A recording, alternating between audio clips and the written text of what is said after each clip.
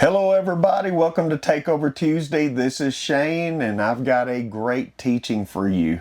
In fact, I'm coming to you from an undisclosed location right here in the mountains of Tennessee. I've got my little Airstream camper out, and tomorrow I plan on catching some amazing trophy trout in the Hiwassee River. While I was getting away, preparing for this Takeover Tuesday, on my drive down here, I felt like the Lord began to talk to me about each one of you as well as about myself. And so today, what I want to do, since I am resting, I'm taking a pause, I want to talk to you about the power of a pause. I want to talk to you about why rest is actually a leadership weapon that you need to utilize. Now, I'm going to be looking down from time to time because I got my little phone here with my notes in it, and I scribbled these things down when I got back to the camper, and I want to share them with you. Let me just start out by saying this. Every leader, I don't care whether you're a corporation, company, a church, leaders are not machines. Leaders are actually messengers. And here's what happens. When the messenger begins to break down, the message always ends up being lost. And so that's why I want to talk to you today about rest and how necessary it is. Listen to me, rest isn't just necessary. Leader, it is your responsibility.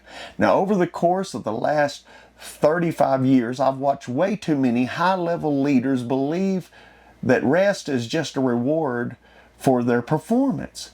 But actually, the truth is, rest is part of the performance. It's a bigger part of the performance than you think it is, because your rest determines your rhythm, and it also determines the strength of your leadership voice. More than you know. That's the reason when you're tired, you never make a good decision. So let me give you four keys that I've learned about rest in leadership over the past 35 years. Number one, rest always rebuilds what stress breaks. Now, I just want to tell you, and I want you to look me right in my little bitty eyes.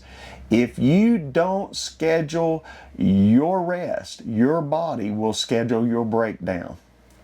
Did you hear what I said? If you don't schedule your rest, your body's going to schedule your breakdown. You say, well, that's just, church leadership stuff. No, it's not, my friend, because research actually shows that sleep deprivation leads to chronic stress. It reduces cognitive retention. It causes you to become unbalanced, emotional. And when you have good rest, you become emotionally regulated. When you don't have good rest, you're emotionally irregulated.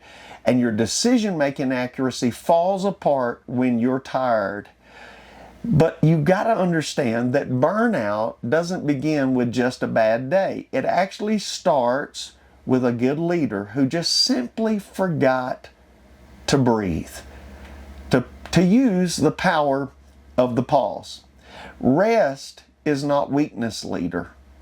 Now, I know I'm lifting my hands. I'm the first one to say I'm the pot calling the kettle black. But I just want to tell you, in 35 years, I've learned that rest is not weakness. Actually, rest is that quiet rebuilding of strength. It is the reset of the freshness, the sharpness of your vision. So while I'm on this, let me give you the second thing I've learned. Because rest renews emotional clarity. Rest renews emotional clarity. All the times that I've ever wanted to quit during the course of my 35 years of leadership were times that I was absolutely worn out. Fatigue and faith can't go together. They just won't sleep in the same bed together. So fatigue doesn't just drain your energy, it distorts your reality. You see, a tired mind, and I wrote this down, so I'm going to read a couple of these things, but it's so important. A tired mind magnifies offenses. It overreacts to every criticism. It underestimates every single opportunity that lays before it. You miss some of the greatest opportunities when you're worn out. So what rest does is rest actually reestablishes your emotional filter, and it allows you to be able to respond from a place of wisdom instead of just reacting to everything all the time. So leader, let me just sum this up. that you cannot lead people when you're emotionally spent. You cannot give what you do not have. And if you don't rest, what happens is you begin to interpret everybody else's needs through the lens of your own exhaustion. Boy, that's powerful. You ought to write that down. Let me give you the third thing I've learned in 35 years of leading. Rest actually is the time that I restore my vision. So rest isn't stepping away from the mission like your mind says it is. Actually, rest is stepping into a fresh perspective. When you pause, your vision gets sharper. If you don't take a break, leader, you're going to break down. When you take a break, you realign with values and not just become driven by goals, which is how most leaders live their life. You know what's also often struck me is that Jesus is God in flesh. If you're a Christian like me, you believe that. Jesus is God in flesh. And yet even Jesus, the Bible says, from time to time had to withdraw away from his disciples and the crowds and just go get some rest. So I don't care whether you're in church or whether you're in the corporate leadership sector, you cannot lead with vision if you're always buried in activity. So you got to get that under control. Let me give you the fourth and final key that I've learned. I could talk about this a lot, but like I said, I'm the pot calling the kettle black, but rest is actually obedience, not optional. God commands us to rest. I want you to think about this. The God who never gets tired said on the seventh day after creation, he rested from his labor. If God, who never gets tired, needs a rest, don't you think you need a rest? Well, I can tell you for certainty that I need a rest. In all of my limitations, in my humanity, I need a day to rest. So at least one day a week, you need to unplug and get away from everybody. And sometimes you need to do what I'm doing right now. You need to get away and you just need to go stand in a stream up to your knees or waist and fly fish and catch some trophy trout. See, I want to be a fisher of men. It could be that God makes me a better fisher of men if I just get away and actually go do a little fishing.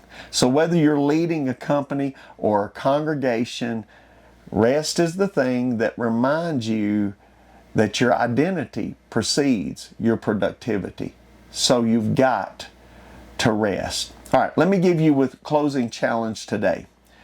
You weren't created to run endlessly. You don't have an unending gas tank. God rested. You're going to have to rest too. So, I want to encourage you. Don't let pride get in front of you and cause your great fall. In fact, I want to say to you, don't let your pride make you busier than your Creator. Again, I'm guilty. I've done that many, many times. So let me just tell you what you need to do. If you're like me, you're one of those people, you're always caught up in the moment. I'm very spontaneous in everything I do. But I've had to learn that I got to schedule rest like I schedule my meetings. I got to prioritize my rest like I prioritize my progress and my plans. Because I've learned that when I pause, I don't lose momentum, I actually gain it. And the same will be true for you. Now listen, this is your Takeover Tuesday, and if this content has been a blessing to you, if you got something out of it, would you do me a favor? Would you like, would you subscribe, and most importantly, would you share? All of these algorithms with YouTube, podcasts, all that stuff is driven by you just simply hitting that thumbs up button, if nothing else. So also I want to encourage you and invite you to leave your comments down in the comment section below. I read every single comment, and most of the time I try to respond to every single one of them. Now, I'll be thinking about you on this Takeover Tuesday as I go catch some trophy trout tomorrow. I'll see you next week.